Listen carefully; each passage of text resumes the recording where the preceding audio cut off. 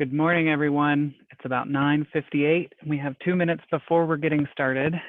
Before Pauline starts her presentation, we wanted to let you know that, I know we're mostly familiar with webinars, but at any time during her presentation, if you have a question, you're welcome to raise your hand. If you're on the phone, you can dial *9 to raise your hand. And then if you have technical difficulties, you can use the chat feature or call the number on the screen, 407-246-3246, and I'll do my best to help you. Also, there's a Q&A feature. Anytime you have a question, you're welcome to type it in there. We'll be monitoring that as well. So we'll get started right promptly at 10 o'clock.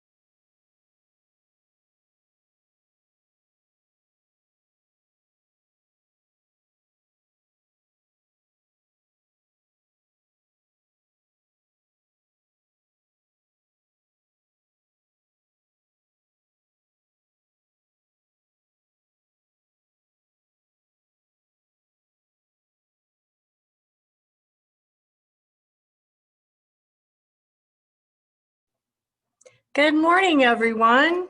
It's 10 o'clock, and so we're going to start right on time this morning, and we can move through everything quickly. If you missed any of Kyle's instructions, please remember there's a raised hand feature.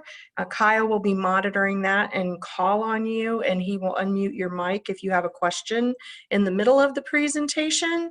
And once we get started, if you would like to type a question into the chat box, we can do that. And at the end, there's a question and answer time, and there's an area also in the bottom to type in any questions that you may have. So Kyle, if you want to go ahead and share the presentation, we'll go ahead and get started.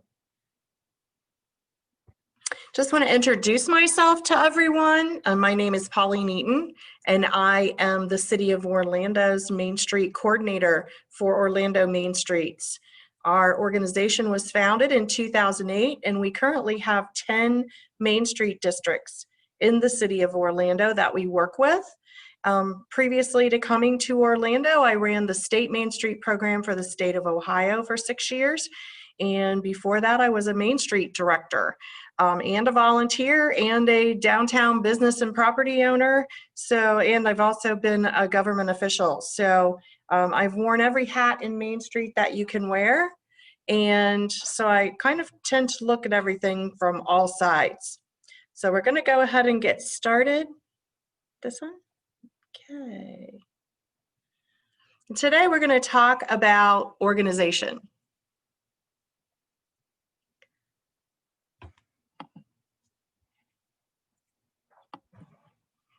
So we're going to talk a little bit first of all about Main Street. So Main Street program is a subsidiary of the National Trust for Historic Preservation. It was launched in 1980, and we currently have over 2,000 officially designated Main Street programs in the nation. The City of Orlando contracts with Main Street America to be the coordinating agency for the Orlando Main Street program, and as I said, we started in 2008. Florida Main Street is also a coordinating program. They contract directly with Main Street America as well to run the Florida Main Street program. And they started that program in 1985. So they're one of the oldest state programs in the country.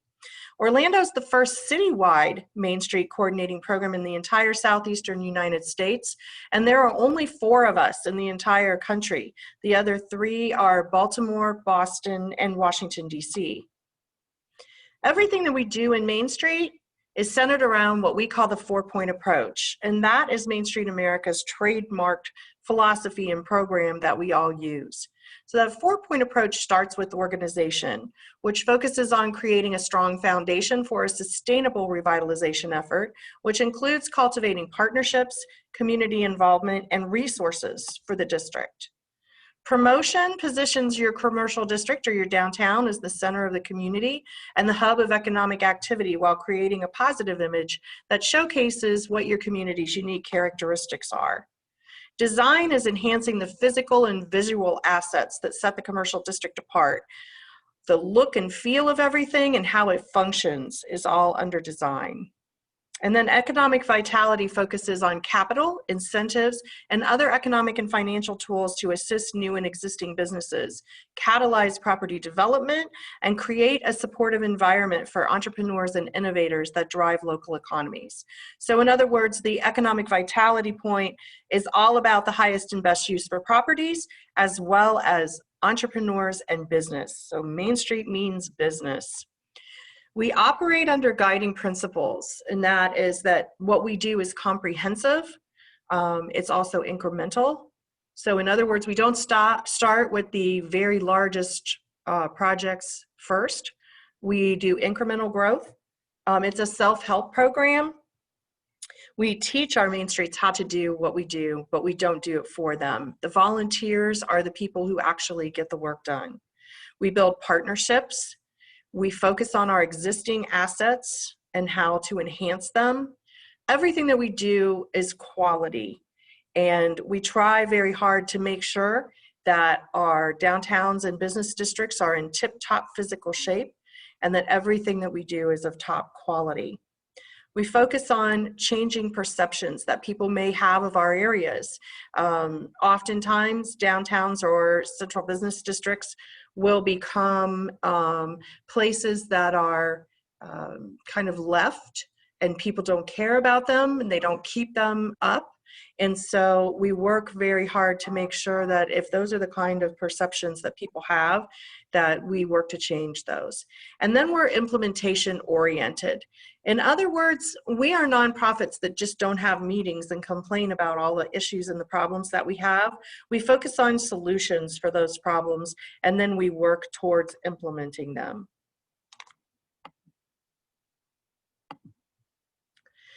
So when we're trying to develop an organization that's strong and well-structured, secure, and funded well, you know, we look to the future. How do we make this last? When I first started in Main Street, I used to have mayors that would say to me, so we're going to do this for 3 years, right? And then we're going to be done. And the thing with the work that we do is it's always 2 steps forward and 1 step back. And as we're seeing right now with COVID, you know, we've worked very hard to fill storefronts. We've worked very hard to build our organizations and the events that we're doing. And now we're seeing one of those step backs happen. And so we have to make sure that when we're building these organizations, we're making them last for the future, for maybe even when we're no longer here, that we can hand these off to someone else. So it's really important that the organization part of what we do is really dedicated to ensuring that these organizations are long-lasting and sustainable organizations. So almost all of our Main Streets follow pretty much the same organizational structure.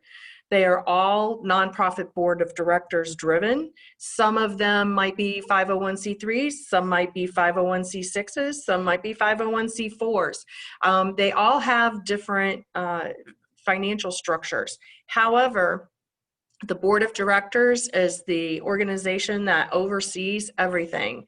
And you can see to the right there, the bullet points, they're responsible for the financial aspects of the organization, the planning, the policy making, the advocacy, and the personnel decisions.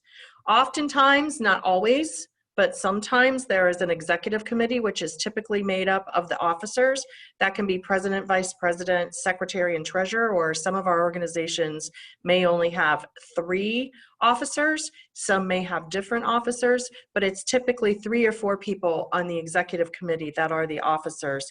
And they are the ones that are there to step in emergency situations where it's too difficult to get the entire board together, but the executive committee never does anything without the entire board voting on that. And we'll talk more about that when we do the board training later on this month.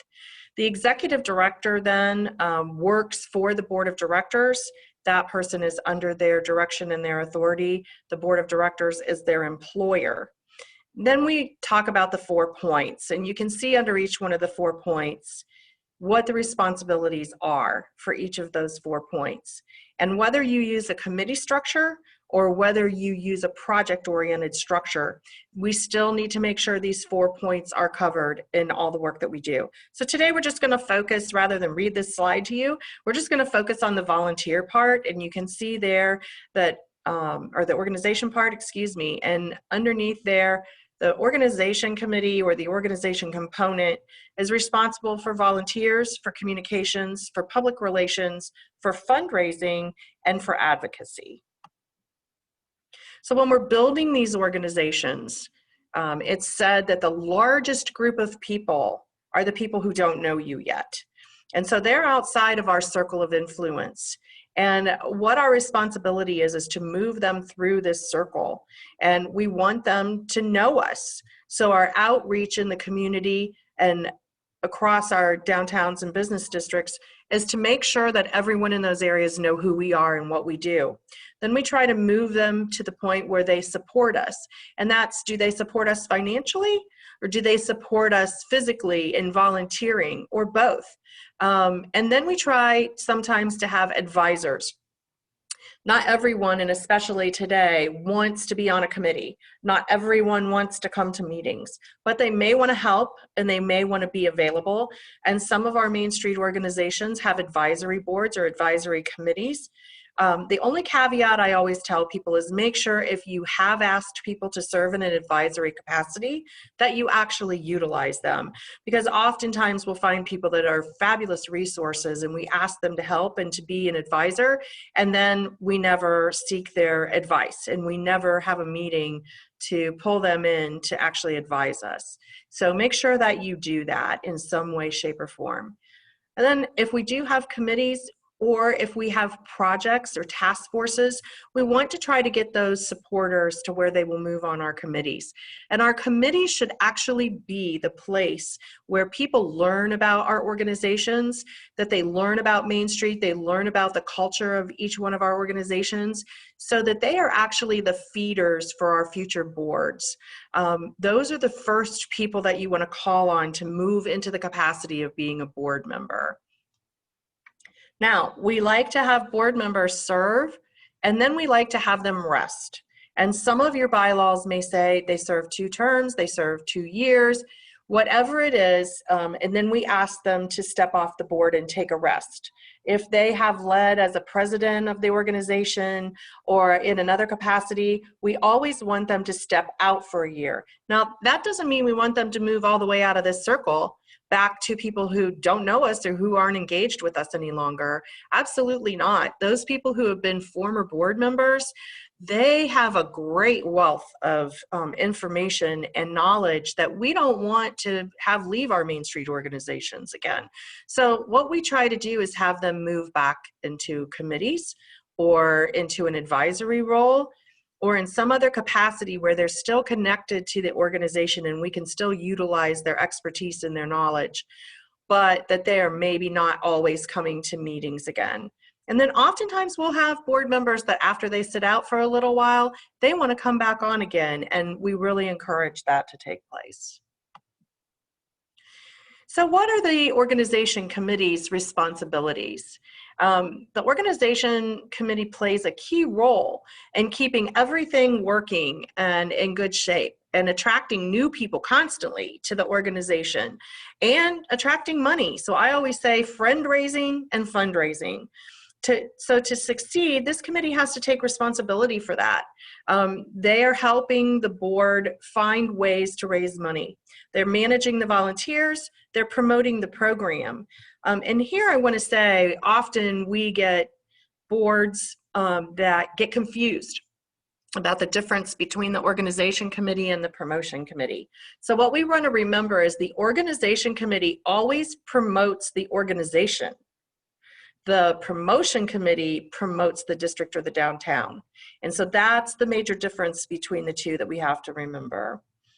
Also, the organization committee helps to manage the finances, but that ultimate responsibility lies with the board. And then we are now adding on advocacy to things that our organization committee should be doing. In raising money, we're seeking funding for projects and for administration both, because there has to be money to pay your staff members. All of our Main Streets are required by Main Street America to have a full-time staff person. And so we need to make sure that those people have enough money to live on. And if we have to have benefits for them and we have to pay Social Security and reemployment insurance, all of those things that we have to pay for staff. Sometimes that means you have to have rent paid on a building for an office. Right now in Orlando, we're changing our agreements that are allowing our directors to work from home because of COVID-19. That is not always going to be the case, and some boards are not going to want their directors to work from home, but at least temporarily that might be the case. Especially right now as everybody's funding is going to be jeopardized somewhat, and we're all trying to do more with fewer dollars. That might be one of the things that you don't do right now, is have an office space, because there's a lot of overhead with that. But we need to fund all of those things.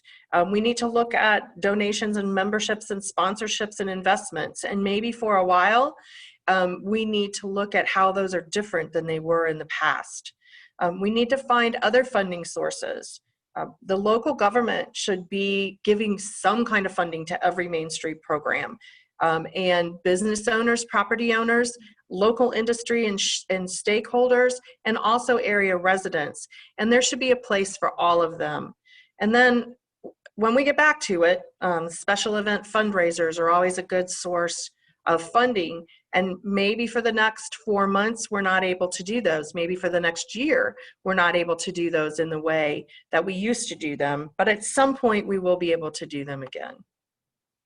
Volunteers are extremely important. And if people ask me, like, what is the difference between your CRA or a downtown development board or a BID? What's the difference between that and a Main Street organization? And my typical answer is always volunteers. Main Street is very grassroots. It comes from the community up, and it has volunteers that work to lead the direction of the organization and decide what type of programs and projects are going to be done. And so we have to be constantly recruiting new volunteers, because people's lives change, they move, things happen where we lose volunteers. And so we need to constantly be looking at people in our communities and in our business districts, you know, who's going to make a great volunteer, or who can bring something unique and special to the table. So once we get those volunteers, we also need to supervise them and reward their work, and make sure that we're constantly promoting the program to the public. When we promote the program, we need to develop a public relations strategy. You know, what does that strategy include? You know, we need to have media events and press packets and have progress reports and electronic updates. And, you know, we need to be presenting to area civic groups and community leaders. And most of the time, our Main Street executive directors are the ones that are the face of the organization, and they're out there doing all of this reporting and giving presentations to local community civic groups. But if you have an executive director who may not be comfortable with doing that, you know, board members can also be doing that. And if you develop an electronic program that everybody can use, that is, you know, preaching from the same, you know, format and saying the same conversation everywhere that you go, you know, you can have more than just one person out doing this. Your board members can also be out doing this as well. Also, managing the finances. Now, it's ultimately the board's responsibility to manage the finances, and they are responsible for the finances. But the organization committee can help with that by finding good accounting procedures, good accountants, to help with that, and maybe you even recruit an accountant or a CPA to your board to help with those issues, and also electronic tools to help manage the finances, and also to assist the director. And you can help with creating realistic budgets and tracking your income expenses and making sure that all of your accounting procedures are transparent. And especially if you are using any kind of taxpayer dollars at all, that is very important. Let's talk a minute about advocacy. We've had in Florida a new group of Florida Main Street directors who have formed the Florida Downtown Association to help with this. But advocacy is everyone's responsibility, especially with the state and the Orlando Main Street programs. At one time when we started the Orlando Main Street program and it was brand new and we hadn't proven ourselves to anyone yet, we were concerned. Our agreements were 1 year. And at any time, should the funding change or the economy change, we were concerned in the beginning with whether or not we would be cut from the budget. And I know the Florida Main Street program has had the same issues. And as a city employee is what I am, and Catherine Beck, who's the state coordinator, is a state employee, we really cannot advocate for the program the way that volunteers and people in the community can advocate for the program. So it really needs to be an ongoing effort that y'all are doing all the time, and it should be in your work plans, what your advocacy is going to be. That should be including your local officials. So everybody has a city council. Everybody has either a mayor or a city manager form of government. You have a county government, a state government, and if necessary, like right now, Main Street America is trying to get funding from the federal government. Those efforts need to be undertaken. But it's really difficult to all of a sudden walk in and say, hi, I'm here for Main Street and I'd like $50,000 out of your budget this year. And most of the time that isn't going to work. So the most important thing is an ongoing plan to build those relationships. And, you know, I have a whole presentation that I've done on this, but you need to really make sure you have a good relationship with the legislative aides. Every city council person, every state representative and senator, and every person at the federal level, they all have aides. And those people are kind of the gatekeeper people to the actual public officials. So you need to make those people your friends. You need to make your elected officials aware of everything that you're doing. So you should be a part of their social media and invite them on your social media. You should send them all of your e-newsletters. You should invite them to every single educational opportunity or event that you have. And as I shared before, if you're doing any kind of business for breakfast or coffee thing in the morning where you're serving breakfast, or you're doing a lunch and learn type thing, you should always invite aides, and especially the state aides, because they have to travel for their legislators and go all through their districts and visit people. And so anywhere that they can go that they can be fed and get something free to eat, they'll be there. And these people are the people that will bring whatever you are doing to the attention of the actual elected officials. So we would love to see all of you do more of this, because, you know, at the 11th hour, when you've got a building that's going to be torn down, or you've got your funding that's going to be cut, it's oftentimes too late if you haven't made those relationships and they don't know who you are. And they come back and they're like, who is Main Street and what do they do? And you never want to be in that position. You want to be in the position that you go to all of your city council meetings. Now, not in Orlando, I wouldn't say this because it's really not necessary in Orlando, but in some of these smaller communities, you need to be visible to your city council and they need to know who you are. And in my hometown, when I was a city council person, our Main Street director was at every meeting. And I'll tell you, nobody in that community, the street superintendent, the public works person, never touched the downtown without talking to our Main Street director first. And it was because she was always there. She was always advocating for downtown.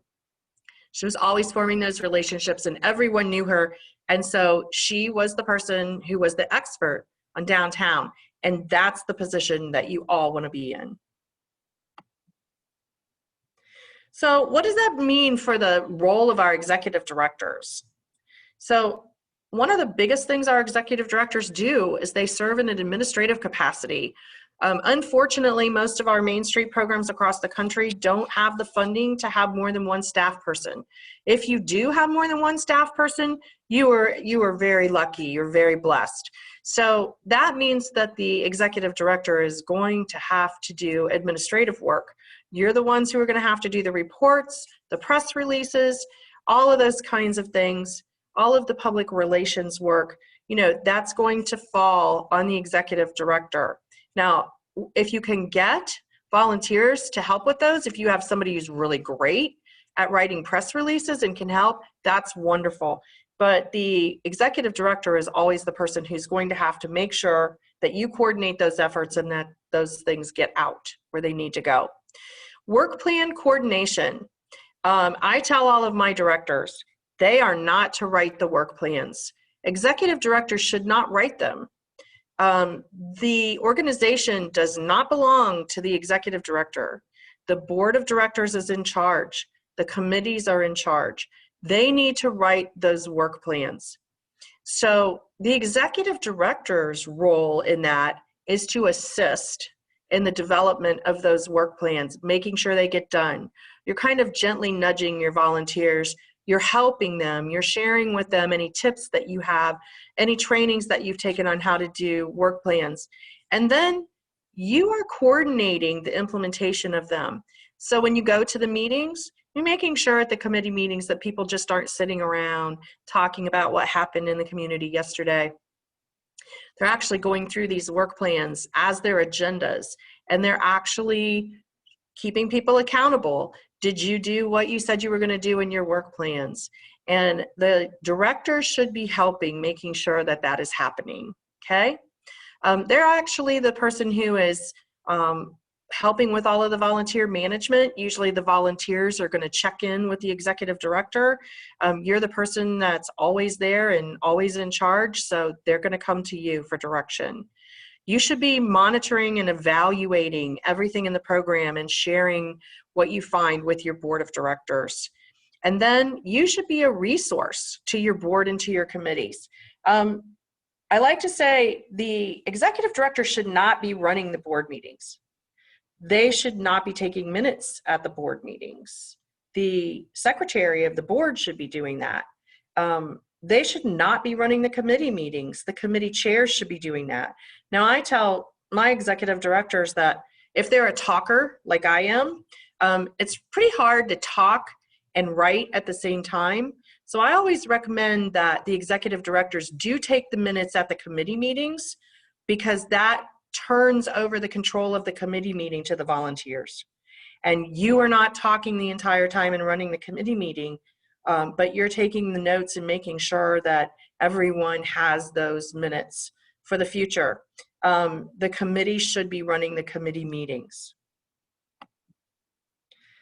What kind of characteristics should people be looking for in an executive director? I get this question probably more than any when a board has a turnover in staff. What kind of people should we be looking for? What kind of a person do we want? And I often tell people, Main Street is not rocket science. We can teach Main Street to anyone. It's not a hard concept to grasp. But we can't give people a good personality. We can't make them people. That's something that, we can't train a person to be a people person. And so the most important characteristic in an executive director is that they have excellent people skills, that they get along with people. I often used to tell people the worst executive director I ever had was an astrogeophysicist, and she came in and told us all that she, her top skill was conflict management. Well, she managed conflict all right. She started conflict everywhere she went. She lasted 6 months in her organization, and it was because in 6 months she had created so much conflict in her community. She had every single person and every single elected official angry at her and angry at the organization. So that's not the type of person that you want to hire. You want to hire someone that has excellent people skills, that's happy and energetic and gets along well with people, and they're very good at communicating with people. They need to be a self-starter, because most of our Main Street executive directors are pretty much on their own most of the time. And so we have to make sure that they're the type of person who doesn't need to be told every single task to do. They know what to do, and they know how to follow the plans that the board has laid out for them. Nowadays, they need to have some type of computer skills, because it's just a necessity in this job. They need to have the ability to delegate, so they're not doing it all, and they do need to multitask. Main Street directors, one of the great things about our jobs is that we're pretty much doing something different every day. And that's great, because our jobs are definitely not boring, but we have to be able to go from doing one thing to something totally different at a moment's notice. They need to be thick-skinned. There are times that Main Street directors are going to get, yelled at from an elected official or a business owner. It just happens. People are very passionate about what we do, and oftentimes people are in trouble. And right now during COVID, I would say that's a really good example. We have business owners that are, on the brink of losing their life's work and their life savings, and so people get to the point sometimes where they're very short. So our executive directors need to be very thick-skinned and understand that it's not personal when these things happen and people treat them that way, and that they are able to go on and understand. And again, they need to be very passionate about what they do. The people who do this work for a living are definitely not in it for the money. They're not the greatest paid people in the community, and so they're typically very passionate about what they do, and that's what gets them through some of the times that are difficult. They do need to be organized, and I've worked with directors that are very unorganized, and sometimes the board will step in and find a part-time person that will help them be organized if they're really good at everything else. So we're not looking for Superman or Superwoman, but our executive directors often are Supermen and Superwomen. So what do we expect from our committee members? We really need them to learn the Main Street 4-point approach and commit at least 1 year to the organization. Oftentimes it takes about a year before they actually, quote unquote, get it and really feel comfortable. Most of our brand new board members or brand new committee members are a little intimidated at speaking up or, sharing ideas because they're the newbies. And so it takes a little while for them to kind of come into their own. We talk about working 3 to 5 or 2 to 4 hours a month is what we typically like to expect from committee members. Now, if you do some kind of very large event or something like that that takes longer than that, that's the exception and not the rule. We always want them to attend training sessions. It's very important that they get the newest training. And then they should be helping to recruit and orient new members. I can't tell you how many times I've had new people come to Main Street and they've come up to me and said, I have absolutely no idea what I'm supposed to be doing. They asked me to serve on this committee or this board, but nobody told me what I'm supposed to do. So orienting those members is extremely important. And then the committee members need to take responsibility for the projects. If they've been given a task to do, they need to make sure those tasks are done. They always represent the organization positively to the public.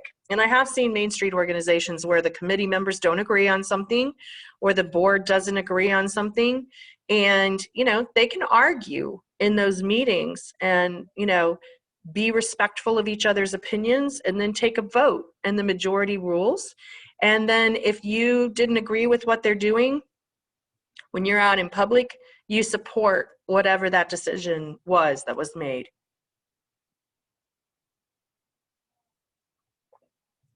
Then you need to support all the activities of the organization, especially if you're on the board. But if the organization committee is doing some type of a fundraiser or fundraiser event, if you're on the organization committee, you need to be there.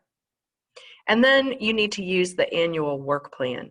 We're going to talk more about the work plan here in a minute, but the work plans are the the Bible of your organization.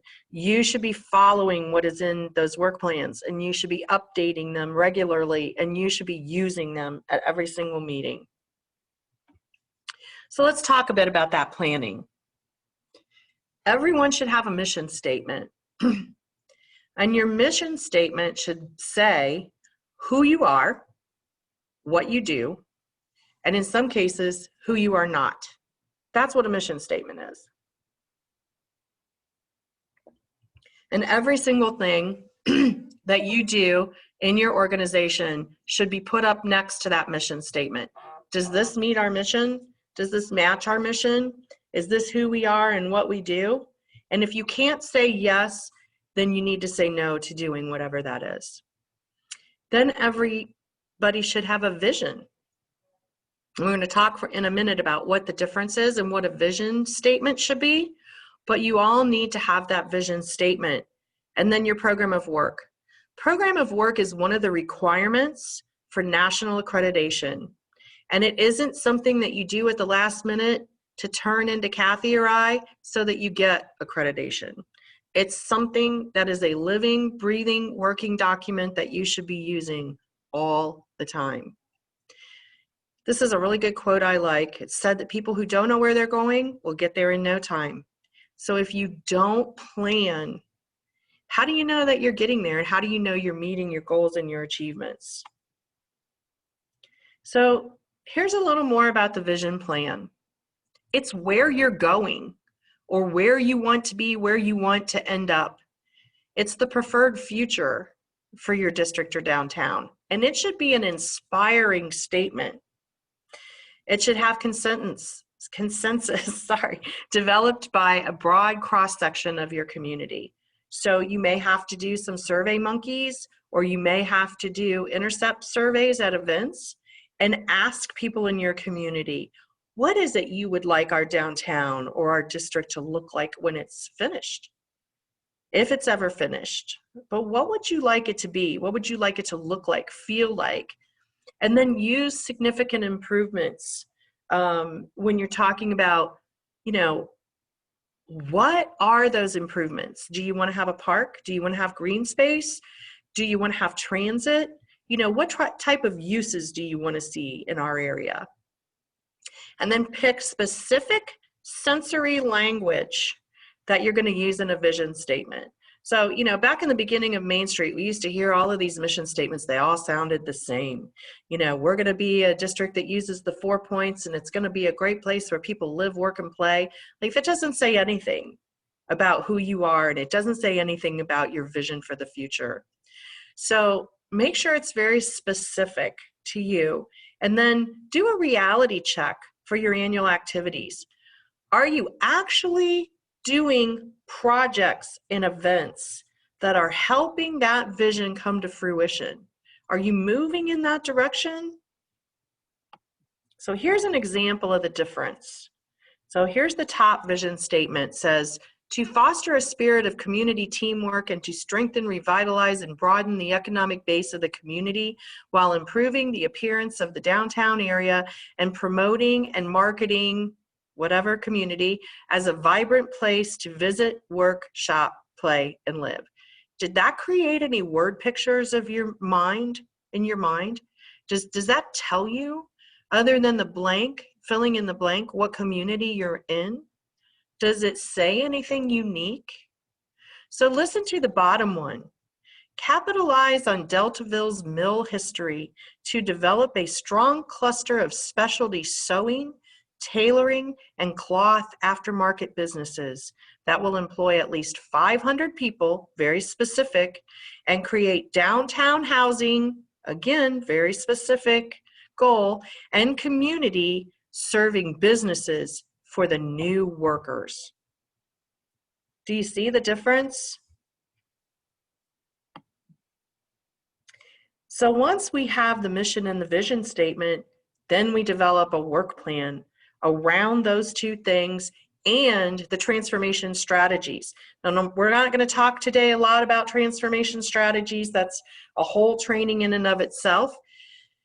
But you need to also take that into account before you develop your work plan, because everything that you do, all of your goals, your objectives, your projects, your tasks, those are all going to focus on those 3 statements. Okay? But every work plan needs to have these things in the work plan to be an effective work plan. So here I kind of put it in a format that helps people sometimes to figure out a little bit better what those work plans should look like. And the only thing I've left out here is somewhere in between the vision and the mission statement, the transformation strategy or strategies need to be there. So working in conjunction with those 2 statements and strategies, then you come up with under the 4 points. Every single one of the 4 points has a pretty much standardized goal that should probably never change. They can be tweaked probably a little bit. That's the beauty of Main Street. It isn't one size fits all, but pretty much these are the standard goals. So you have your 4 committees across the top. The promotion goal is to promote the district. The EV goal is to strengthen and broaden the economic base. The design goal is to encourage visual improvements through good design. And the organization goal is to provide effective management and support for human and financial resources. Those are your standard goals. Then underneath each one of those goals, you should have 3 to 4 objectives. Those are specific statements of how that goal is going to be achieved. Okay?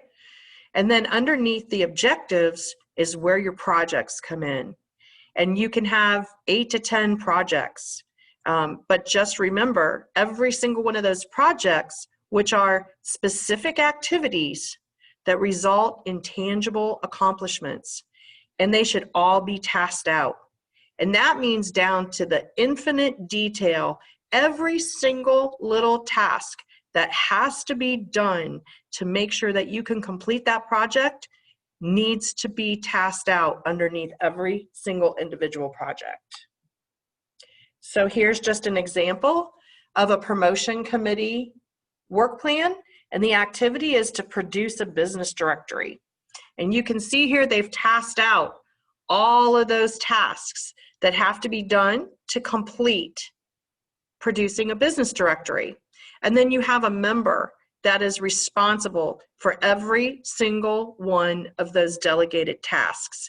Now, I like to tell my people, the director's name should not be next to anything unless, for example, in Orlando, we have to get 18A permits if we're going to do any kind of an event that's a public assembly or on public property. Now, that just makes sense that the executive director is the person who's going to go to the city and get the permit, right? So in some cases, we are going to have things that only the director can do.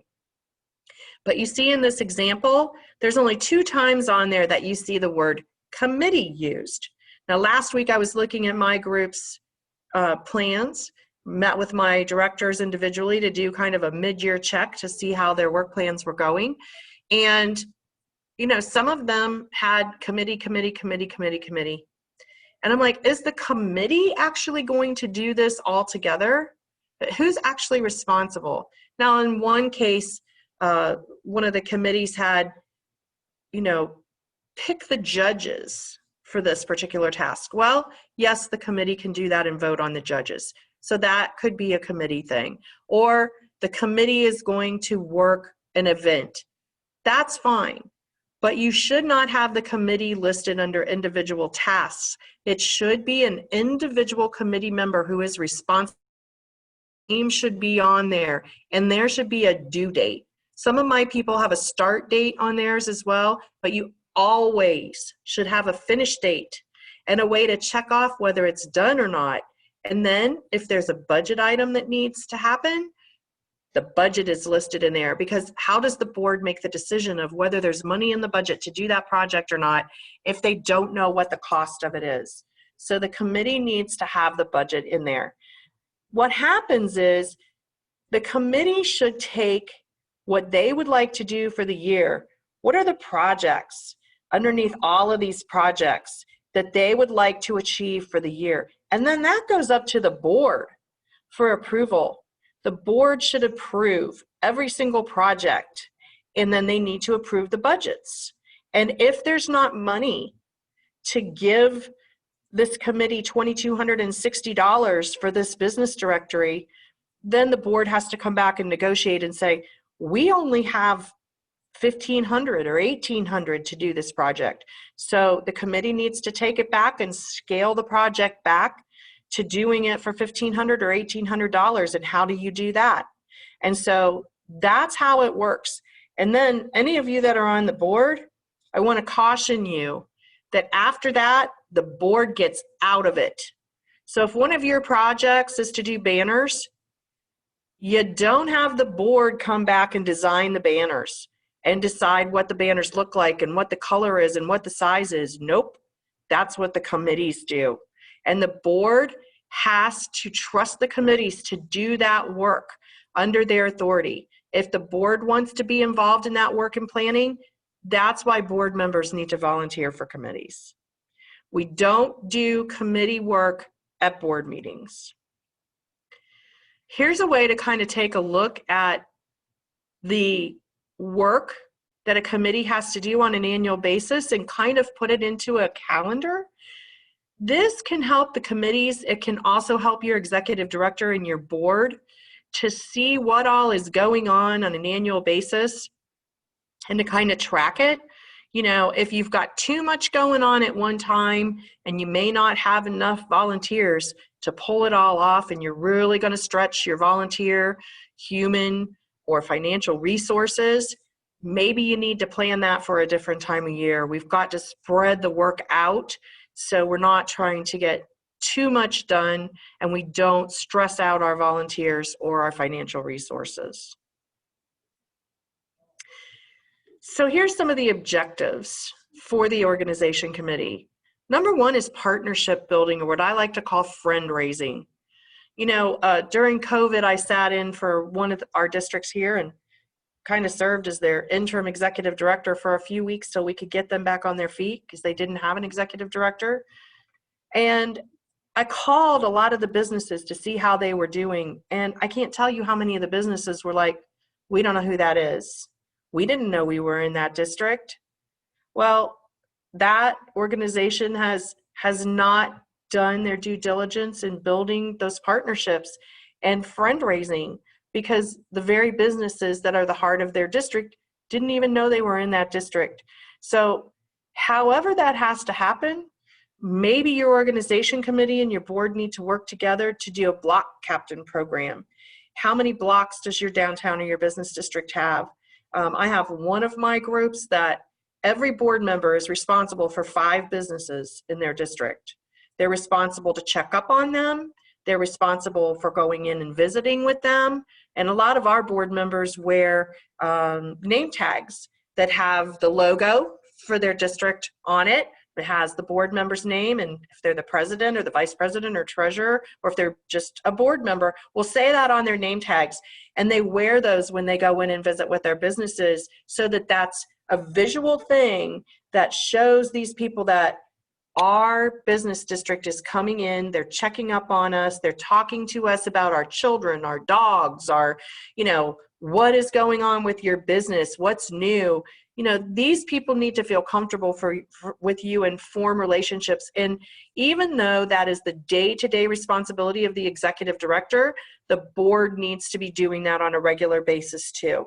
And it's easier for our volunteers if we say, okay, you're responsible for these 3 to 5 businesses, and keep an eye on them. You know, talk to them about membership, talk to them about what we do and how we can help them, and form a relationship with them. And then it's not just your executive director doing that, because as we all know, unfortunately, the lifespan of executive directors in most cases is not as long as we all wish it would be. And we have a high turnover rate in executive directors.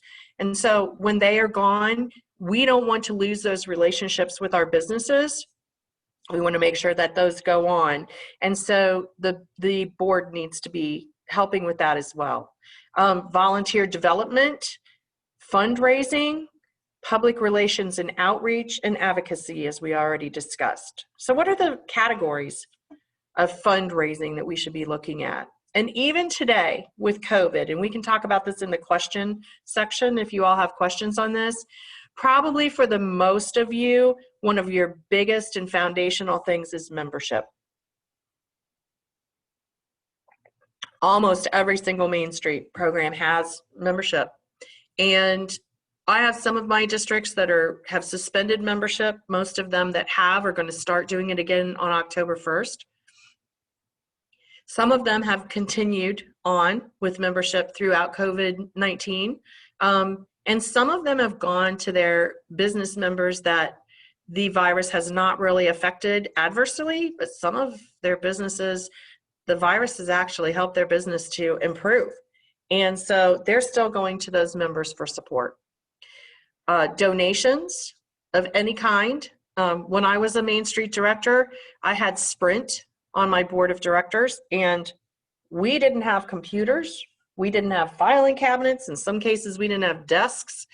And I made up a list of these are the things that we need, and I handed it to my board of directors. And my board member from Sprint said, here's the address to our, I don't know what you call it, commissary, warehouse, whatever, where we store all of our used equipment and furniture. Get a truck, show up there tomorrow at 10 a.m., and we're going to fill your list. And we got a truck, we backed it up, and boy, they filled it up with everything. The things that we couldn't use, we sold on eBay, and we put the money into our general fund. But when I left there, after 4 years, they were still using the equipment and furniture and things that we had gotten from that one day from Sprint. So it doesn't always have to be money that we get for donations. There's nothing wrong with a board member. I was on a call this morning with some of your directors, and I heard one of the young women sharing that she has a donor that gives them a cash donation every year. And when they run out of that money, they give them another donation. And I thought, wow, wouldn't we all love to be in those shoes? But it doesn't always have to be money. You can have a board member that, works at Radio Shack and donates a computer or a phone. It can be different items as well. Sponsorships are always good. I heard from my directors this week that they have sponsors that are wanting to sponsor something. They're waiting to have something to sponsor.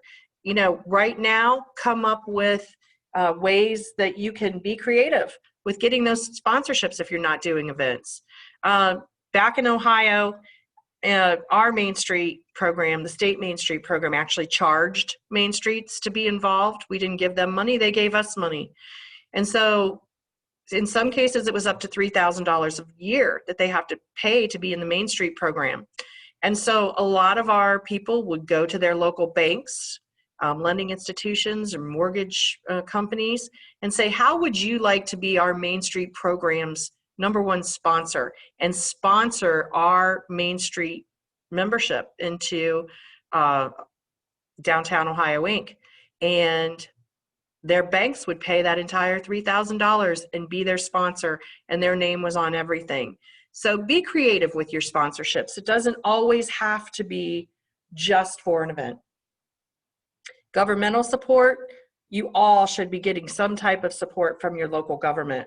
Our programs are very heavily funded by our city. It's a city program, but do we get money from our county officials or from our state officials or from the federal government? There are possibilities there of trying to get some kind of funding from different governmental sources. They're not always going to be, like I said, just forthcoming to write you a check the first time you ask. So that has to be worked on. But if you're in a small town in Florida and you're not getting any support at all from your government, you need to work into that, because every single government entity should be supporting its Main Street in some way, shape, or form. Grant writing. I am not the greatest fan of grant writing because oftentimes grant writing takes up an exorbitant amount of time, and you end up with very little money from it. And then the follow-up reporting, if you take the amount of time that your board is paying your salary to do all of that, oftentimes you could have gotten more money by doing something else. But every once in a while, there's a great grant that comes along that's worth it. It's for a large amount of money, and most grants nowadays have very little money in it for administrative purposes. It's mostly all project-based, so you really, really need to weigh out the pros and cons of grants before you go down that path.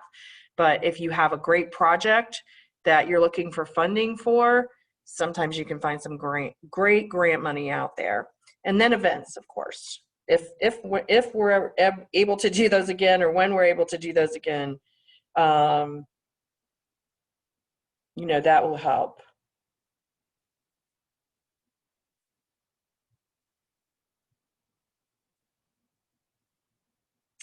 Okay. What are those sources of funding? Again, public sector support, private sector memberships, sponsorships, product sales, and other activities. We have some of our districts right now who have, throughout COVID, they worked with one of our t-shirt companies, and they actually created their own t-shirts, and they sold them for $25, and part of that money went to one of our food banks to help people that were having issues with that. But the rest of the money went towards the Main Street organization. We have some of them that have done really, really cute products.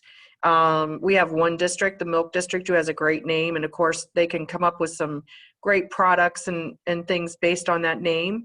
And one of them is a little fashioned milk bottle with a light in it that can be used as like an LED candle.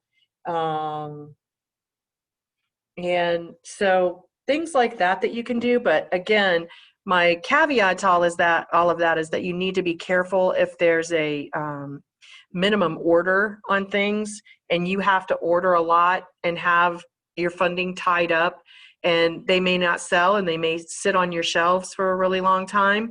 So especially now, if your money is scarce, you want to be really careful at doing those things. It's better to do something like the t-shirt sales, that they're not made up until you sell them, so you don't have any money put out in front. Again, event revenue, contracts, fees for services. I've seen Main Streets over the years that have done different types of projects or programs. They may have extra office space that they sublet, or there may be another nonprofit organization that they partner with. They may do a fee for a different kind of service to another organization that they get paid for. In the beginning here, when we were having Main Streets getting started up, we had one of our more mature Main Streets that loaned their director to one of the new districts before they raised any money or had a director on board to work 7 hours a week for that district to help them get set up with their organizational structure. And they paid the other Main Street organization for their director 7 hours a week. So oftentimes there are some kinds of, maybe your parks department is going to pay your organization to do a cleanup of the park. Maybe they're going to pay you to do a shoreline cleanup. The city will pay you to do something like that. If it's additional revenue and your volunteers can help do that, it's sometimes very beneficial to the organization. Grants again, and then self-assessment districts. And, we could get into the weeds really, really big on this one, but the state of Florida allows both NIDS and BIDs. And you can go into the statutes and you can read about them, how you get them, what they produce, and your Main Street can become one of those organizations and have funding. There's also CRAs. They're a little bit more difficult to do, but I know there are some Main Streets that act in that capacity as a CRA as well. So those are some additional sources of funding. The Main Street funding model has always been 1/3 public funding, 1/3 stakeholder support, and 1/3 earned income. Now, not everybody has that. That's kind of the Cinderella wish list of what your goal is to get there. So in our case here in Orlando, we give all of our Main Streets $50,000 a year in public funding. So they all ought to be raising at least $50,000 from stakeholder support and $50,000 in earned income. So right there is a $150,000 budget That ought to be their goal, to be at least there. Now, before COVID hit, we had some that did even better than that. But, this is what you should always be looking for. The reason for this is we should always diversify our funding sources, even in our real lives. But when it comes to our organizations, my hometown, I was not the director there. They had a Main Street organization that was 90% funded by the local government. Well, the local government got into financial trouble in one of the economic downturns. They could no longer give them the funding that they had given them for years. And so what do you do when you lose 90% of your funding overnight? It's a real problem. And of course, that Main Street organization folded, and they still don't have one today. So it's very important to have a diversified funding portfolio in Main Street. And to keep that, to go out for that, to work towards that, the organization committee needs to work with the executive director to have materials that you use. Now, nowadays, this can all be done virtually. Doesn't all have to be done, with flyers or pamphlets or whatever. This can all live online, but you need to still create a packet of materials for contributors. What are they contributing to?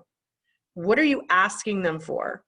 You need to have a packet of materials if you're going to have campaign volunteers that are going to go out and help to recruit new donors or new contributors. Then you need to create funding targets and a potential donor list. So every single one of us, it said, has 500 contacts. We don't realize that we know 500 people, but we all do. And so you need to sit down as an organization and write out your list of who you know that can contribute. And don't look for people that can just contribute $1,000 or $5,000. Look for people who can contribute small amounts of money. There are people in your communities who would give you $50 to belong and to support what you're doing. But you have to tell them what you're doing. You have to tell your story. And that's one of the biggest things in our main streets today is we need to get better at storytelling. We need to tell who we are, what we're doing, why we're doing it, what the outcomes are, and we need to share that success. So these are the things that need to be done. Your websites should not be this, hi, we're a Main Street organization. We are under Main Street America. We follow the 4 points. People don't care. They don't want to hear that. They want to know your story and the story of your organization, the story of your downtown. And that is what they will give to you. People give to people. So people have to ask. And in order to do that, you have to know what you're asking them to contribute to or for. And so these types of materials are really important for the organization to do, again, so you're all singing from the same song sheet. So what are those steps to fundraising? Again, set a goal. How much money do you need to raise? Do you need to raise $100,000 or do you need to increase your membership base by 20%? Set those goals so everybody knows what you're working for. Back in the old days of Main Street, the boards would set up phone banks. And all the board members would get into one room and everybody would get a telephone. This is when they had landlines before everybody had cell phones. And they would have pizza night and everybody would have pizza all over the table and they'd all have a list of people and they'd just sit there and make calls. And they'd call their people on their list and they'd talk to them about Main Street to get members and to get donors. Whatever works for you, but you have to have a goal then that everybody's work. Kind of like the campaigns you see on TV. That Jerry Lewis did all the time for muscular dystrophy. He always had a goal. This is where we have to get to. So you can't get to a goal if you don't know what it is. And then set a time period. You should have a finite period of time. Shouldn't go on forever. How long is it going to take us to get there? And identify the stakeholders who are the people that you need to talk to make that goal a reality. And then prepare your support materials. Assign askers and train dollar raisers. And then do a publicity and kickoff campaign. There's a lot of things that you can do guerrilla marketing wise that are not just sending out a press release. That you can say, we're going to do XYZ, whatever that is, and you'll get publicity because it's something unique and different. So think about that too. Then contact and ask people, and then thank people, okay? We had a thing when I worked for Heritage Ohio, we did an annual fundraising campaign. And we literally sat down, the staff sat down every time we got a contribution and wrote a handwritten thank you note. How many people do that nowadays? When you get a handwritten thank you note in the mail, isn't it something special? Because everybody thinks it's okay nowadays to, wish people happy birthday or thank them or congratulate them on their Facebook page or their Instagram. People still appreciate handwritten cards and thank you notes. And it's something unique and different nowadays. So if somebody takes the time to write you a check for $5,000, by golly, you ought to take the time to write a thank you note to them. Make sure they know how much they're appreciated for what you've done. And then celebrate. When you reach that goal, celebrate. Make sure that you have a good time, because in Main Street, we need to make sure that our volunteers are not just always nose to the grindstone, working hard. We need to make sure they have some fun too. And then record, remind, and renew constantly. It's just a constant cycle. So the organization committee's responsibilities and all that is assisting the director in preparing the materials, assisting the board in soliciting the public funding, conducting annual membership campaigns, establishing a program of fundraising events and product sales, planning the annual dinner or the meeting. Now again, this is like the greatest time to get publicity and to thank your volunteers. Give your volunteers awards, volunteer of the year, best plan, best work plan, whatever it is. But your annual meeting or annual dinner should be what you do to celebrate your accomplishments, and then make sure you tell the world, what your organization accomplished. How many times do you hear in a community to go, Main Street, I don't know what they do. I've never heard of Main Street, never heard anything they do. You're not getting the word out to the public, and you're not telling them the great things that you've accomplished. So, tell your community, toot your own horn. You've got to do that. And then implementing other fundraising activities as are needed. And what is the board's responsibility in fundraising? Ensuring that the entire program is well funded. All of that responsibility is on the board of directors. It's their job to make sure that the funds are there. That's their main function. They take the lead in soliciting public funding. It's much easier for a board member to make those connections, and oftentimes your board members are already friends or colleagues with people who are elected officials. So they can help open those doors and take the lead. Now, the executive director should go with them, but the ask should be made by a board member. The board member should work with the organization committee to develop a plan for organizational funding. They actively participate in the fundraising campaign. We do not want our board members to sit back and go, our executive director isn't doing anything to raise funds. I have a slide in my board training that says fundraising is everybody's responsibility. Everybody. In our Main Street organizations, everybody ought to be raising money. Okay, it's a team effort, but the board needs to take the lead. The board needs to monitor the financial condition of the organization. Let me just say this right here and now. If you ever go to a board meeting and there's not a treasurer's report, and you're not looking at the funding, and you don't know where the money's coming from or going to, don't stay at the meeting. Make a motion that the meeting ends. There should be a treasurer's report that the board sees at every single board meeting, and the board members should get that a week before the committee meets, and they ought to be going over that with a fine-tooth comb, because guess what? The end of the day, the board members are responsible for that. I was on a call yesterday with Patrice Fry from Main Street America. She said, I have to get off of here. I'm meeting with auditors. And she said, the first question they ask me is, do you know of any misuse of funds? Anybody that's not doing their jobs, blah, blah, blah, blah, blah. That is something that's a responsibility of the board, okay? So we have to make sure those financial conditions are monitored. And then they should be supporting all the fundraising activities of the organization. Every board member, I wish y'all could see my face on the screen and see, I want to say this very strongly. Every board member should be a personal member of the organization. Everyone. We used to go in every year and go to National City Bank in downtown Cleveland, Ohio, and ask them for $10,000. And I've done some pretty hefty fundraising in my day.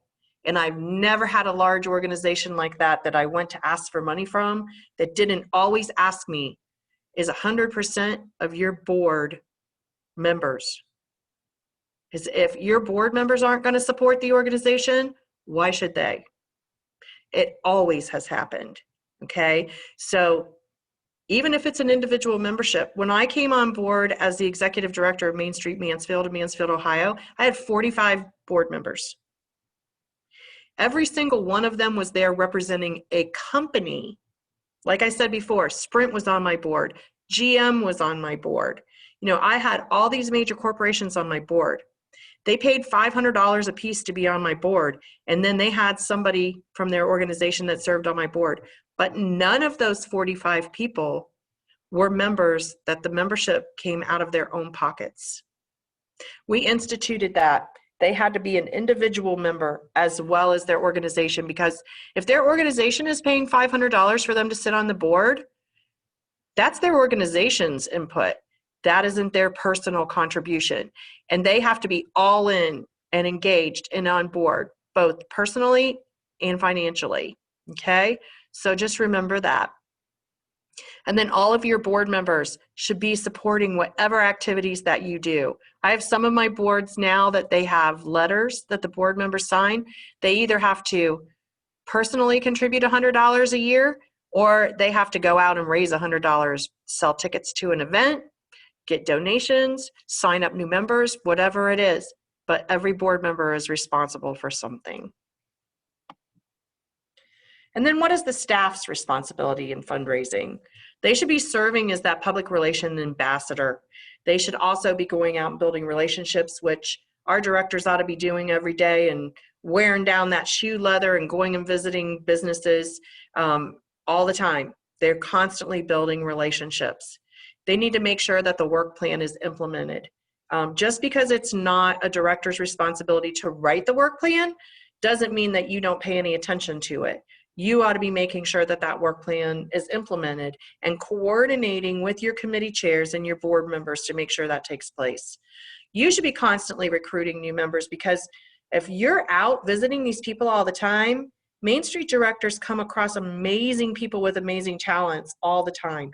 And you should be right away, when you find somebody like that, the red flag goes up. Wow, this person will be great. They would be great on my design committee. You ought to be making the pitch and asking them to come to the design committee meeting, sit in on a Zoom meeting, you know, whatever it takes, and getting them involved. You should be assisting with the membership and fundraising materials, and then tracking those contributions and doing other record keeping. I can't tell you how many times I've had staff members who, you know, I've said, is so-and-so a member? And they're like, I don't know. Well, why don't you know? Well, I don't record those. When somebody joins, I give the checks to the treasurer or the bookkeeper. You know, I don't record them. If you're an executive director, it's great if you have a treasurer or a CPA or someone who does all that record keeping for you, but you still need to know what those contributions are, who's giving to you, how much they're giving to you, how often they're giving to you. You know, that's important information. So with volunteer development, it comes in 4 parts.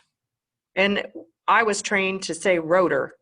We recruit them, we orient them, we train them, and then we recognize them. There are different reasons why volunteers volunteer for different organizations. Sometimes people are new to a community and they want to volunteer because they want to meet people. They want to get to know people in their community because they don't know anyone. So that may be one person's motivation. Another person may be, you know, someone who likes to have recognition. Another person may be, they just want to make sure their community is a better place. Every volunteer has a different reason why they volunteer. And in volunteer development and in volunteer recognition, we need to know what that is. Because if you get a person who has joined your committee because they want to meet other people and then that doesn't happen, they're not going to be there very long. If they want to volunteer because they want to receive recognition for a job well done and you don't ever give that to them, they're not going to stay. So we need to make sure that when we recruit volunteers too, and this is, you know, my plea to all of you for why your work plans are so important. If I move to a new town right now and I found out my town had a Main Street organization and I thought, I think I'm going to go volunteer for this Main Street organization. And I walked in the front door and said, "Hi, I'm Pauline and I'm here to volunteer for your organization." And they said, "Great, we'd love to have you volunteer. What would you like me to do?" What's your answer? If you just want them to come to committee meetings, it's going to be a short-lived thing. You need to have your work plan, and I personally love it when Main Streets have their work plans publicized. My hometown actually had a brochure that was the work plan, that when they got a new business that came into the downtown, the director would go to welcome them and they would give them the work plan. This is what Main Street is doing to make our downtown a better place. Then the businesses could see what was the plan, what the volunteers were doing. If you have it all tasked out, like you saw in the previous examples, and one of those tasks doesn't have a volunteer's name next to it, you can show that to somebody and you can say, here's the projects that we're working on. And you can see where we have tasks that we don't have a volunteer responsible for it. Are there any of those tasks that look particularly appealing to you that you would like to volunteer to do? That's when you're going to have volunteers that are going to say, yeah, I could call the TV station. I could write a press release. I could go visit a business. If they're volunteering for a specific activity and you give them something to do, and then they can come back when that's done for something else to do, those people are going to be your long-term volunteers and quite possibly your future board members. But people do not want to volunteer for an organization just to be a volunteer and just to go to committee meetings. So how do we get volunteers? Neighborhood meetings and events, asking your local politicians, who are the active people in the community that you think would be most engaged and would be good at volunteering for our organization? They're usually pretty well connected and they're usually not hesitant to tell you who those people are. All different kinds of electronic billboards. Nowadays, you know, social media, call for volunteers. Direct mail still works somewhat. I've had Main Street organizations in just the last couple of years who've used direct mail, and it's worked pretty well. So if it's done right and it's targeted, it can be a really good recruitment tool. News articles and ads, and nowadays, you know, that may not be in a traditional newspaper. That may be in blogs, and it may be with other organizations. Partnering with other groups, churches. I've known some churches that are in Main Street districts that will actually put little paragraphs in their church bulletins for members, letting them know things about the Main Street program. That's not unheard of. Schools and universities are great places to get young people. Speakers bureaus, one-on-one visits always. And I'll tell you, one of the best places to one-on-one recruit volunteers is, you know, when we're doing events again, if people come to the event, you're putting on the event, that's the best way for them to see what you do. And most of our Main Streets get some kind of tent that they put up that the board members or committee members may volunteer to sit in the tent, hand out brochures for membership, hand out bumper stickers or window clings or different things like that, magnets for people, and talk to them about being volunteers. Community and TV bulletins, brochures and posters, walk-in traffic. believe it or not, people do walk in your front door. I used to come to visit Florida as a tourist when I still lived in Ohio, and there's a couple of Main Street offices that I walked in and talked to the directors.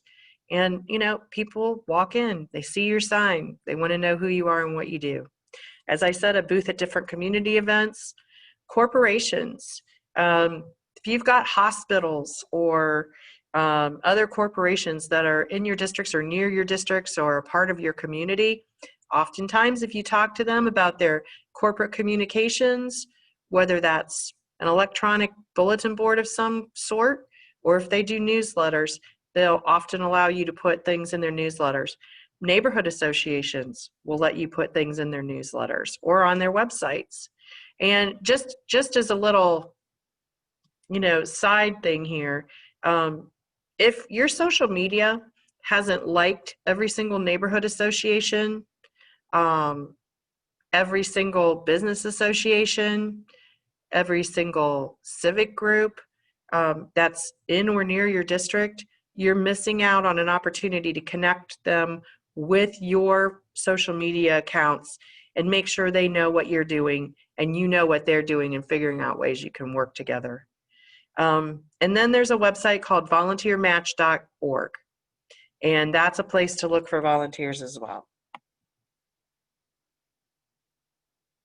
What kind of communications and public relations does the organization committee focus on? Well, you know, if your organization is not doing an e-newsletter, we found out here in Orlando really quickly when COVID hit who had communication platforms set up and who didn't. One of our districts has over 400 businesses in their district. They had 27 businesses on their communications platform. So how were we going to get the information out to those businesses that, you know, there was testing available and what the governor's executive orders were saying and what our county mayor was putting out there? And, you know, how are they going to get that information from their Main Street without having those communication platforms set up? So everybody nowadays, really, whether you believe it or not, you should have some kind of e-news platform where you're capturing the different audiences that you have and communicating what you're doing. But your communication shouldn't be every day. And it shouldn't be communicating every little source of things. You ought to have something important to say and something important to communicate every time you send it out. And it really shouldn't be probably more than once a week or twice a month, you know, depending on, you know, what you have to say. Don't just put something out to put it out. And I've seen e-newsletters that I've had to scroll. Oh my goodness. They have every single little thing, you know, it just goes on forever. You don't need to do that either. Make it short and sweet communications and drive them to your social media sites, drive them to your website for more information, but get the important things out there. We did a little, kind of a, I can't think of what I want to call it. I asked one of our board of directors one time in the evaluations that if I was a business in their district, what would their businesses say that their Main Street did for them?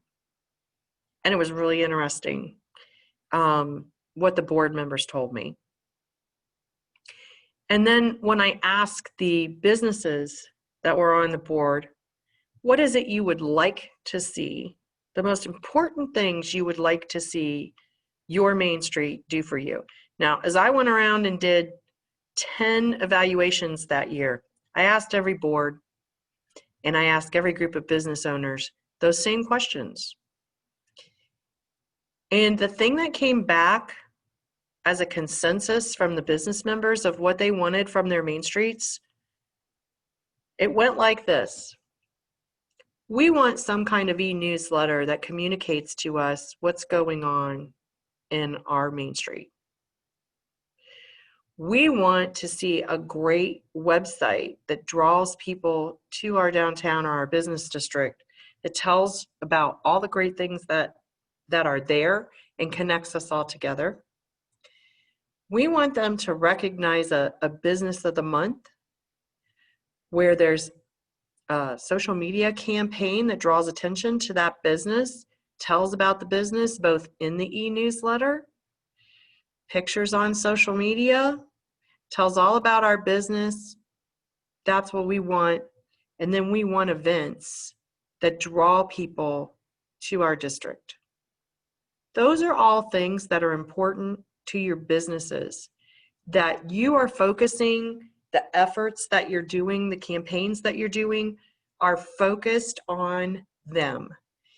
That is what you're there for. You're there for the businesses. That's what they give you membership money to do, is help to promote their businesses and help promote the business district. And those are your two most important things. So always keep that in mind when you're doing all of these things, that they all ought to relate back to making sure people know about the district and the businesses that are in them. I just like to show this slide. This is the little bit of vanity in me. This is a National Trust for Historic Preservation slide from years ago in Main Street. And the Downtowner was my newsletter that I did. This was back, people, before we had the internet and we didn't have websites and things like that. And we actually had to do real physical paper newsletters. And I loved the newsletter that we did because I figured out early on a couple of important things. And I think this still holds true today with the way that we do newsletters today. Number one was that all the photos that I used in my newsletter, I was not a photographer. And again, this was back before everybody had cameras in their phones, and you had to be a pretty good shutterbug to get good photography. And the downtown that I worked for in Mansfield, Ohio, had, before I got there, they had done a photography contest for amateur photographers. And they had asked people to submit amateur photography of anything in the downtown, you know, really broad brush, trying to get as much photography that they could. And every person who submitted to the contest actually submitted physical photos as well as digital photos. And they had to sign a release form that all of the photography became the possession of Main Street Mansfield. So when I got there and was going through the storage cabinet, I found all of these gorgeous photos, just fabulous photography that was just sitting in a box. And I asked my administrative assistant, yes, I was lucky enough to have one, you know, what all of that photography was. And she explained it to me. I said, so that all belongs to us. Yep, absolutely. It all belongs to us. So we started doing a newsletter. We had our local newspaper format it all for us and print it all for us. And all I had to do was write the articles in Word format, submit the photography. They laid it all out. They put it in the middle of the newspaper for the Sunday newspapers. It was one of those inserts that went in with all the coupons and all of that stuff. My newsletter went in there as well. I believe at the time it was going out to like 35,000 households that got our newsletter. And I realized something else. It wasn't a good idea that I wrote every single article, because then the newsletter is really boring, because whether we like it or not, all of us use exactly the same words over and over and over again. We talk in the same manner. We use the same examples. And so if your entire newsletter is written from one person's viewpoint, it starts to all sound the same. So I found out that if we divided it into sections and we had different contributors to the newsletter, that it was way more interesting to read. And you got to hear from way more people. And I had some great people on my board of directors and on my committees that were very good writers, very good historians and storytellers that knew way more about the community than I did. And so we won a lot of awards for our newsletter. We got the word out about Main Street Mansfield to a really larger audience and got way more people involved and more people coming to our events because of the way we did our newsletter. Reporting and accountability. And this is something that is so important because we need to have statistics when we're talking to people. Main Street collects these statistics, and National Main Street has been doing it since day one. We've been doing it since day one here in Orlando. These are the most current stats that I have. They don't include the last couple of quarters since COVID hit, but we've done pretty well here since 2008. And I want to tell all of you that our mayor of Orlando has used these statistics in every state of the city and every state of the downtown since we started the program in 2008, except for once. Why does he use them? Because we have them. And the only reason that we have them is because our main streets are required to turn in their quarterly reports. If they don't turn in their quarterly reports, they don't get any money from the city of Orlando. Now that's all well and good, but it doesn't matter whether you get something in return or not. You all should be keeping these stats for your own downtown. How cool is it to go to your city council meeting and stand up and say, Main Street whatever has been around since whenever, and this is the total amount of money that has been invested into our downtown, and these are how many net new businesses we've had, and how many net new jobs that have been created in our downtown, and how many rehabilitation projects we've done, and look at how many volunteer hours have been donated to us, and this is how much money in volunteer hours has been donated to our community. And for every dollar that's been given to our Main Street, we've had $57 returned to our community. This is so important, you guys, with advocacy, because when it's time for your city council to vote on whether they're going to write you a $25,000 or $100,000 check, and they go, well, what have you done? And you pull out these numbers, you got a much better chance of getting that check. And for Kathy and I, for our programs, when we've got to go to the city council and ask for those programs to continue, or go to the state legislature, or Kathy's got to go to her bosses in the Division of Historical Resources, whoever it is, when we've got to make those presentations, these numbers speak volumes to those people. So the number one thing that all of you need to do is make sure that you do the best job you can. We can't always capture every single nickel and dime and dollar that goes into our main streets. We can't always get everything exactly right, but you ought to be doing the best job you can to make sure these numbers are as accurate as possible and capturing every single dollar that you can, and you ought to make sure that your coordinators have them, because to us, they're life and death of our programs, whether or not we have these. And you all should be keeping your own as well. So this is extremely important. I just can't emphasize that enough. And I hope that all of you will take that to heart and make sure that you're doing your reports for your coordinators.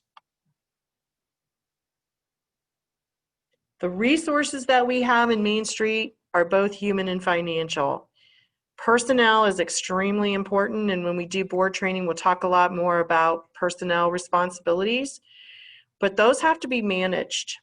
Policies and procedures are super important too.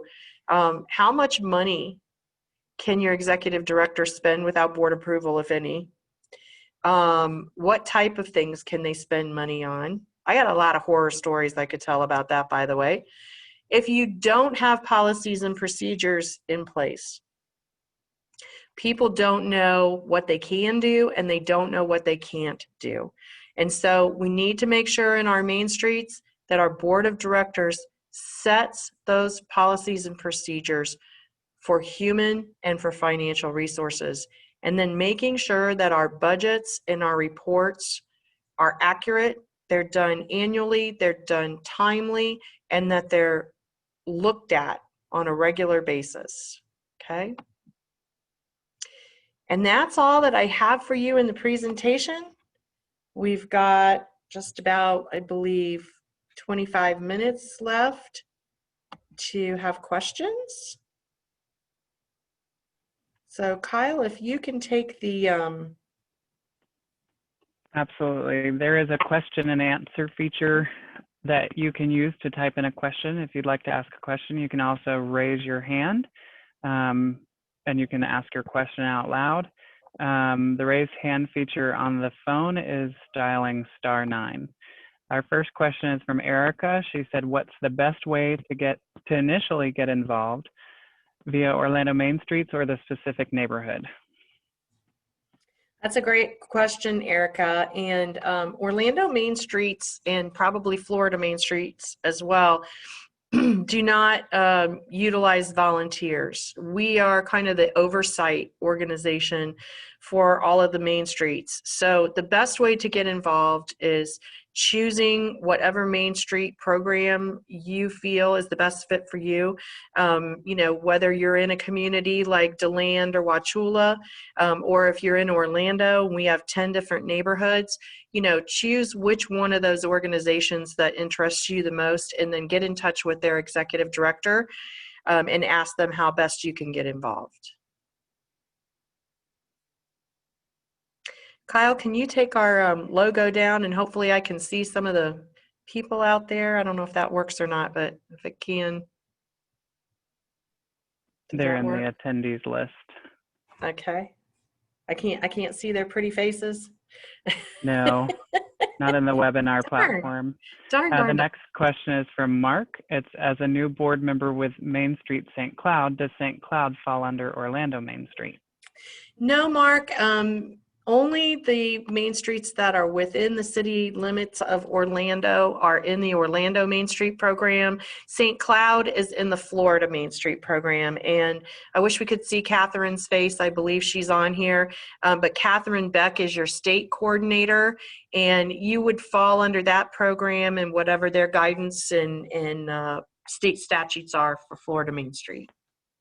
I can bring her on if you'd like me to do that. Yeah, if you can, Catherine, if you don't mind, if we can see you, that would be great. Catherine and I have worked together quite a bit lately, and I know a lot of her people are on here today. So, Catherine, I'm going to promote you to a panelist. It will actually have you leave the meeting for just a moment, and then it will bring you back in. Just don't click the X. Okay, I see from Landra Robeson is asked to say, this was a great presentation and invaluable information. Great job, Pauline. Oh, thank you. Appreciate that. There's Catherine. Hi, good morning. How is everyone? Thank you for doing such a great job on organization. I thoroughly enjoyed it. You're very welcome. I hope all my new EDs are on here and have had the opportunity to take advantage of your expertise and experience. So I appreciate your sharing with them. I heard we have a new St. Cloud board member who was looking. So yes, I am Catherine Beck with Florida Main Street. So I will be your contact at the state office. You can get our information from Paula or from our website. And any questions or concerns that you have, please reach out to me. Thanks, Kathy. And as I said, I'm trying to, Kathy and I try to work together and share resources and help everybody in the state. So we're really glad to have the Florida Main Street people on board with us as well. Do we have any other questions? I think while we've got a minute, I did want to pop in here because you hit some areas that were near and dear to my heart. And so I really wanted to reinforce those areas.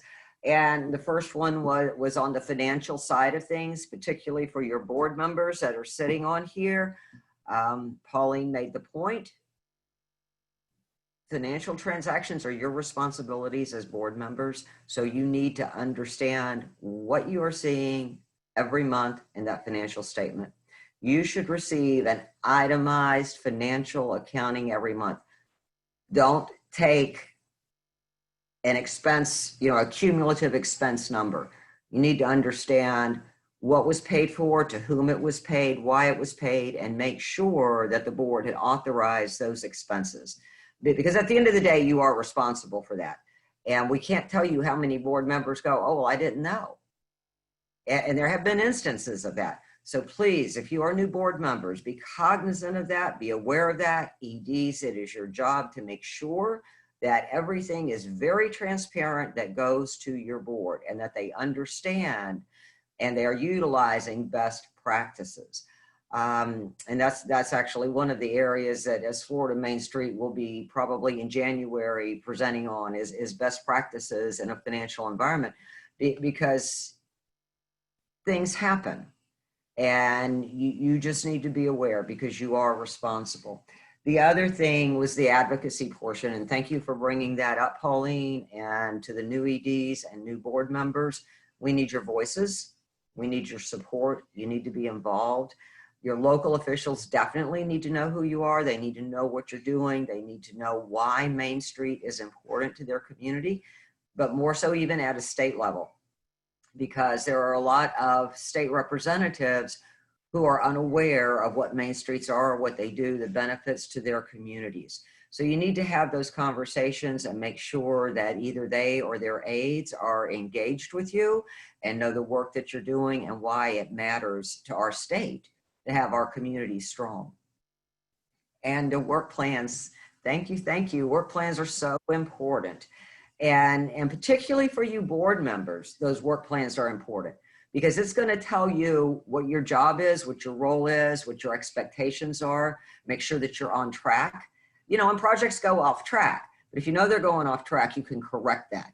And that's what that work plan is going to help you do. It gives you focus. It's not just showing up every month for a meeting and everybody's having a discussion and we go, well, so what's going on? You know what's going on and you can give that report based on your work plan and your objectives.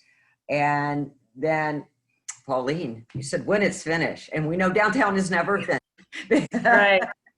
Because downtown is a living entity. Downtown represents your community and your community changes. And your downtown needs to involve and evoke those changes. It needs to represent your community. And please, on your boards, make sure that your community is represented. Boards have a tendency to become tunnel visioned. They tend to pull a lot of their members from within that district. And always remember, Main Street is community based. Yes, we are serving a district. Yes, we are serving a well-defined area. We are laser focused in that area, but we represent that community. So thank you all. And I appreciate the fact that you came in and participated with Pauline. She's like one of the best one-on-one instructors we could ever hope to have. And so I was so excited when she made this offer to our group. And please reach out to us. We're both here to help. Thanks, Pauline. Thanks, Kathy. We have another question from Christina Hollerbach, and she says, thanks for the webinar, and we're excited here in Sanford to get our Main Street going. We're excited for that too, Christina. Do you have a project management platform that you recommend to keep those tasks on point? That's a really good question. You know, there's a lot of project management tools out there. I have some of my directors here in Orlando that swear by Trello boards, and that's Trello, TRELLO.com. I have another one that has just started using a platform called ClickUp, and that one is a little less, I think it's a little less fancy, if you want to say that. It doesn't have like pictures and bells and whistles and things like that in it. And then there is just, if you have Office 365, I'd have to look, I forget the name of it, but there's a project management tool inside, and maybe if Kyle's in there, he can like yell and tell us what the name of that is, but it's in your apps in Microsoft 365 and anything like that. There's one called Asana as well. Any of those are good project management tools, but I have some of my Main Streets that just use Excel spreadsheets, and those are fine too. And I have formatted Excel spreadsheets for all 4 points for all the committees. If you'd like to have any of those, I'm happy to send them to you. I believe Catherine sent me one last week that she uses as well for her people. And get a hold of Catherine, she can give you one as well. Kyle said he thinks it's called Planner inside Office 365. So anything that works for you, it's just, you know, I have some of my districts who have committee members they're not really thrilled to do stuff online, and they'd rather do it in paper form, and vice versa. So whatever works for your people, whatever works for your group is great. But I will make one recommendation. If you're going to do it in some kind of paper format, I would suggest that you put it in like Google Docs or OneDrive, and make sure that all of your committee members and board members have access to that virtually. Because the reason why these online platforms are so good is that your board of directors, remember when I told you that you don't want the board to micromanage the committees and do the committee work for them, because that's the best way in the world to lose volunteers. They're going to be like, if we did all this work and planned all of these banners and then the board goes, yeah, we don't like them, we're going to do the banners ourselves. Well, then, the committee members are going to go, what do you need us for? And they're going to quit. So, if you want the board members to kind of watch what's going on, if you do something like a Trello board and give all the board members access for that, they can keep watch of what the committees are doing in real time, and they can weigh in and they can join, and they don't necessarily have to go to every single meeting. Also, for me personally, at the end of the year when I'm doing the national accreditation evaluations, if I can read Trello boards and, click up sites or whatever, as long as they're easy to navigate and I can look at them and I can see that people are doing things and the work plans are actually being used, it's just as easy for me. But again, if you're going to use paper, put it in an online format, and then Catherine and I can look at it anytime we want to do a checkup with you too. Let's see, do we have any other questions?